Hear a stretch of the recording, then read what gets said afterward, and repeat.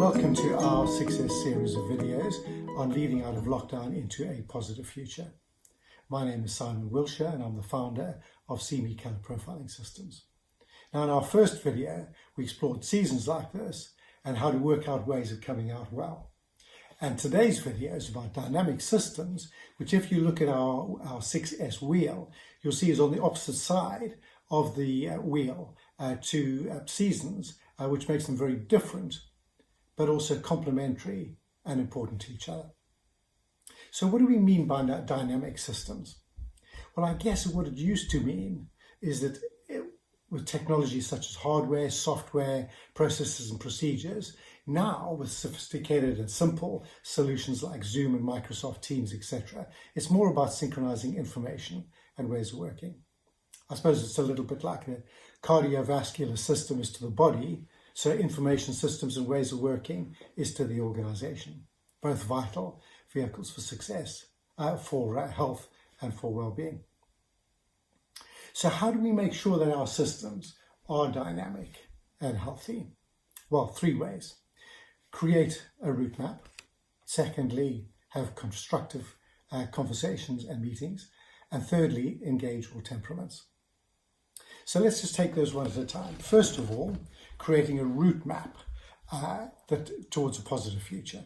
Now, there's 3 stages to this, and you'll see these on the visual on our documentation. First of all, how do we secure the team and the organization? In other words, make it safe.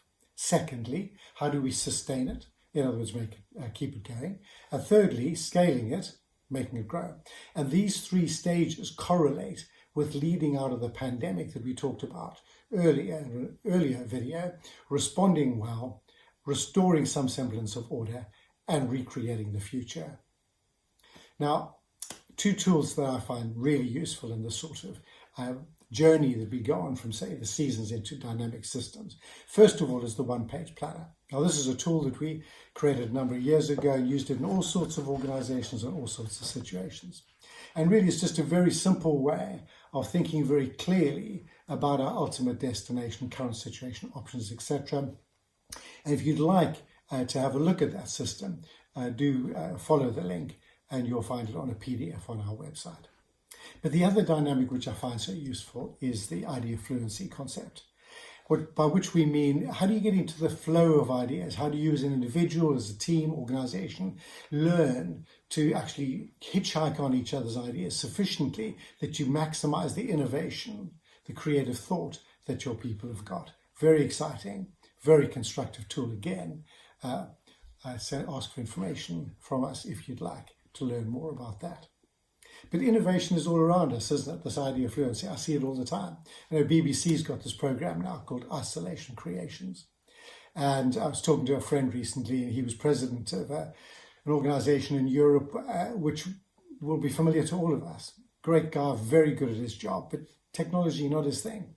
And he was saying to me recently that he got into video editing and created this film, if you like, of about 40 years of their family life and centered around to the family, which he absolutely loved, and of course they did too.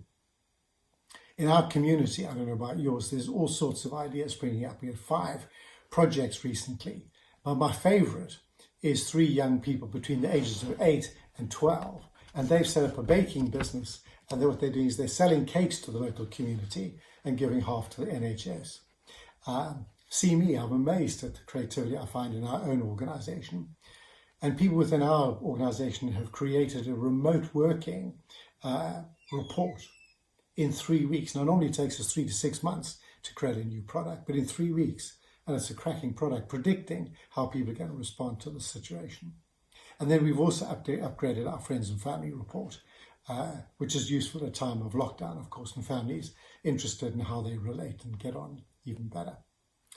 So lots of good ideas there. Now, what's step 2? Step 2 is constructive conversations and meetings. And in the current climate, of course, the most important application of this is remote working. And I was just reading Deloitte was saying recently, 98% of the companies they've surveyed recently say that remote working is going to be becoming a lot more common. I think we all appreciate that. And with Zoom becoming the new meeting room, what are the challenges around remote working that'll help us in terms of actually being productive? One of them is information consistency. Another is the observer syndrome, and third is the leader dominance. And Amazon have got great solutions for this. First of all, they get people on the same page with information by producing a narrative before the meeting, so everyone's up roughly to the same stage and nobody has to do catch up. Secondly, for the tendency for some people to observe rather than participate, they're training their facilitators to draw out the ideas and the people who would tend to be more reflective. And then for the leader dominance tendency, there's the leader last, who's saying, leader, please come in last. And so the ideas don't just revolve or rotate around what you've suggested. All good practical solutions. Step 3, engage all temperaments. When I was younger and we were in Zimbabwe, we had 5 children, and mum and dad were driving us between one town and another, and stopped at a service station to fill up with petrol. And we all piled out and did whatever we did, and then we all piled in and off we went. And about 5 minutes later, somebody said, "Where's Ian?" And we looked around the car, no Ian. So to go back to the service station, and there he was, of course. Now, really, it just reminds us that when we want to go on a journey, we really need to make sure that everybody is with us every step of the way, and that can be challenging. Second story. Good friend of mine, MD of a high-tech company, and they just bought out a competitor. So they're having an all-hands meeting, 350 people in a room, spends a lot of time preparing, 20 slides, gives them totally transparent information, really excellent meeting from all accounts. And then at the end of the meeting, he gets a rating. Average he gets from these guys, from the staff, 4 out of 10. What did they like most about the meeting? The biscuits. So he phones me and he says, "I just don't understand that. I was just giving them information, thought they'd appreciate it." So I said to him, "Well, can you remember what percentage of your people are engineers and they're quite reflective and green in their temperament?" And he said, "Well, 64%.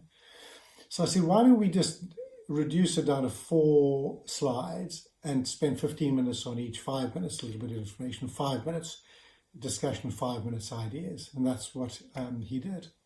Took the rating at the end of the second meeting, rating gone up to 8 out of 10, and nobody talked about the biscuits. So the moral of the story there really is, if we communicate in a way that can engage and tap into the creativity, if you like, of all the temperaments, makes a huge difference. So from a CME point of view, red preference, if you allow them to get to the decisions at some stage quite soon and then take some action and follow up with a bit of a project, tap into their energy. Secondly, for the blue energy, if we give them information in advance, allow them to think it through logically, and then probably do a bit of research afterwards, works well. With the green preference, just engage them, tell them why we're running the meeting, and also get them to think through the impact on themselves and on other people. And yellow preference, lots of ideas, lots of creativities, and lots of fun. So just a very simple application of CME color profiling. So in summary, in the 3 action plans, create a route map for getting from the seasons or what you're really trying to create to dynamic systems and make them interact. Secondly, have constructive conversations and meetings, especially when it comes to remote working. Thirdly, engage all temperaments. Take time to consider how you're going to communicate with people who understand and communicate and decide in different ways. And you'll find you'll get the best out of your dynamic systems. Please do follow the link and go to our website for any extra information you've got or that you need. And if you, as always, if you would like to ask any questions or make any suggestions, please do so. And if you'd like to share this video with anybody else that you think would find it helpful, you're welcome to do so. Thank you for joining us today, and please do join us on the journey as we explore all 6 S's as we go from our current situation to where we really want to be. Thank you very much.